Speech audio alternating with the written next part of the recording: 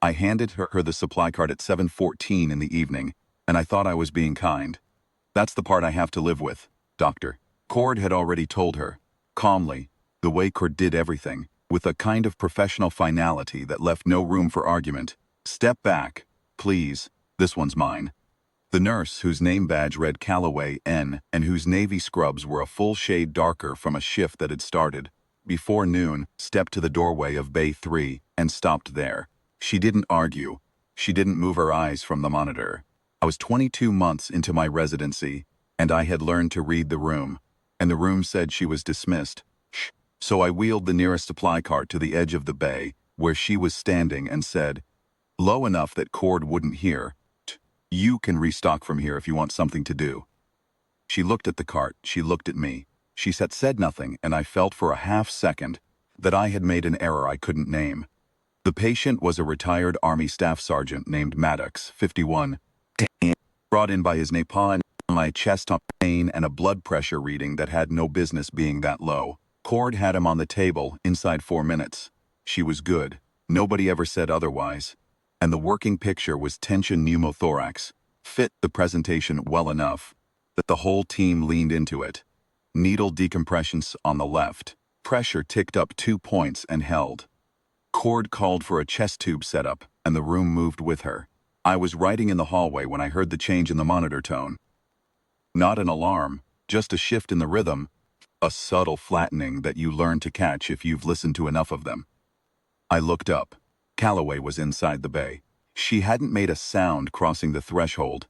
She was standing at the foot of the table with 2 fingers resting very lightly on Maddox's left wrist, her eyes moving from his face to the monitor to the rise of his chest, and the expression on her face was the most focused thing I had seen in 2 years of residency. Not anxious, not performing, reading. Saw her at the same moment I did. "Nurse," I said, "step back. His neck veins are distended and rising." Calloway's voice was even. Pressure didn't hold. "This isn't a pneumothorax picture. This is cardiac tamponade." The room went quiet in the particular way.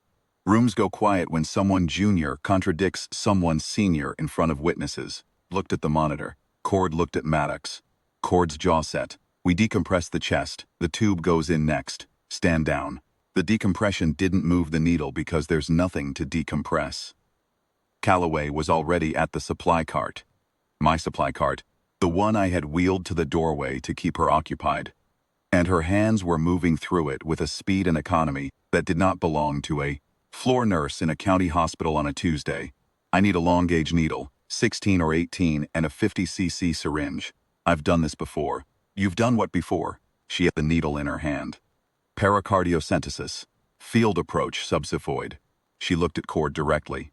"He has 4 minutes, maybe less. His muffled heart sounds have been building for the last 6.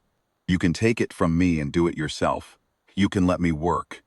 But we need to make the call right now." I do not know exactly what Cord saw in her face at that moment. I was watching from the doorway, and even I felt it. Something in the stillness of her, the absence of any fear in her hands, the way she had already located the angle and was waiting, not pleading, just waiting for the answer. Cord stepped back. "What came next I will suspend the rest of my career, trying to describe to residents who weren't there. It was not fast, and it was not dramatic in the way television makes things dramatic. It was methodical. It was precise. Left hand found the subxiphoid notch by feel and did not waver. The needle went in at an angle that she held without trembling, and when the syringe began to pull dark, non-clotting blood, she exhaled once through her nose and kept going, slow and steady, drawing off the compression that had been quietly killing Maddox for however long it had been building. 22 cc's, 30. She stopped, checked the monitor, watched the rhythm settle back into something workable, checked his wrist again. 41 cc's total. She withdrew the needle and said, "He needs the OR. He has a ventricular laceration, small, probably a bone fragment from an old injury that's been moving, but it's bleeding into the sac. Get him upstairs." The monitor agreed with her. Cord was already calling upstairs. Nobody in that bay said a word to Calloway as the team prepped Maddox for transfer.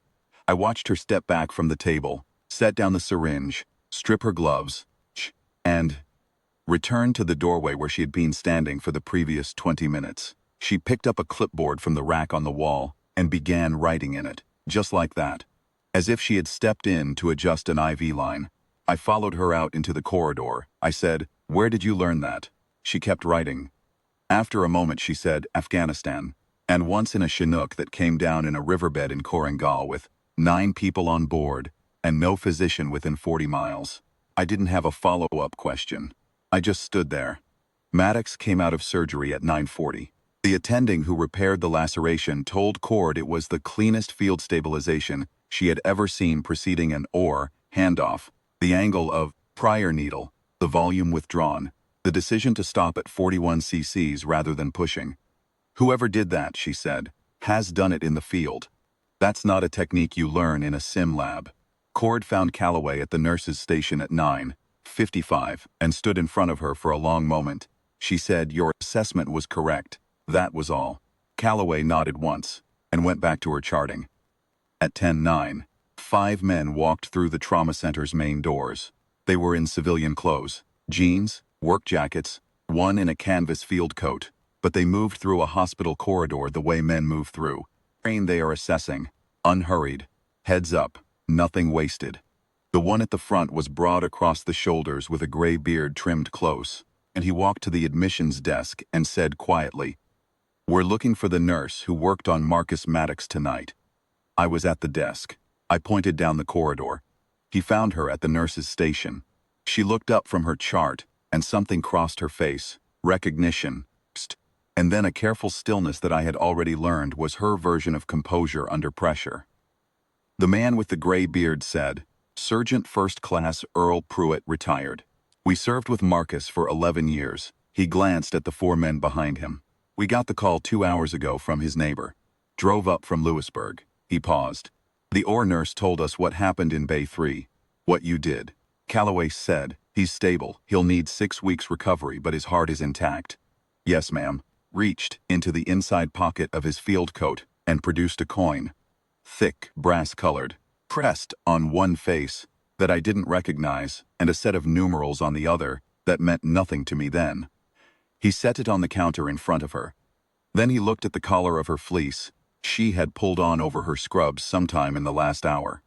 There was something sewn inside the collar, small, faded, the silhouette of a Chinook helicopter against a field of dark green. He went still when he saw it. "Korangal?" he said, she said. Twice. He came to attention. Right there in the corridor of a county trauma center at 10 o'clock on a Tuesday night, Earl Pruitt, retired Special Forces, came to full attention and rendered a salute that he held for account. I didn't measure because I was too busy trying to understand what I was seeing. Behind him, without a word or a signal, the other 4 men did the same. Dr. Cord was standing 6 feet away. She had come out of Bay 2 with a chart in her hand and stopped when the men walked past her, and she was still standing there.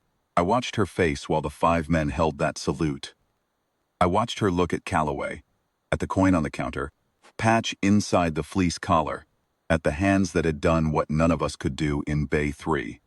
And I watched something shift behind her, the eyes that had nothing to do with professional courtesy. Calloway returned the salute. Clean, no hesitation, her right hand steady. Pruitt said, "Behalf of Oda Bravo and Marcus and every man on that Chinook, thank you, ma'am," she said. "Take care of him." They stayed another 20 minutes, waiting for word from upstairs. When the surgeon came down to say Maddox was awake and asking for them, 5 men shook Calloway's hand before they went up. Pruitt was last. He held her hand for a moment and said, "Anchor," just the one word. "Call sign," spoken quietly in a hospital corridor. She closed her eyes for half a second. Then she picked up her clipboard and went back to work. I finished my shift at midnight and sat in my car, in the parking structure, for 15 minutes before I drove home. I kept thinking about the supply cart, about the way I had wheeled it to the doorway to give her something to do, about 41 cc's and a needle held at an angle that doesn't come from a simulation lab. I've been in this work for 7 years now. I've watched a lot of people in a lot of bays. I have not seen anything like what I saw in Bay 3 on a Tuesday evening in November, and I don't expect I will again. But I think about it when a resident tells me they've read the room and they know who belongs in it. The room in Bay 3 didn't know. I didn't know. Only Maddox knew. somewhere underneath the pressure building around his heart, when she put her hand on his wrist and read him the way you read country you have crossed before.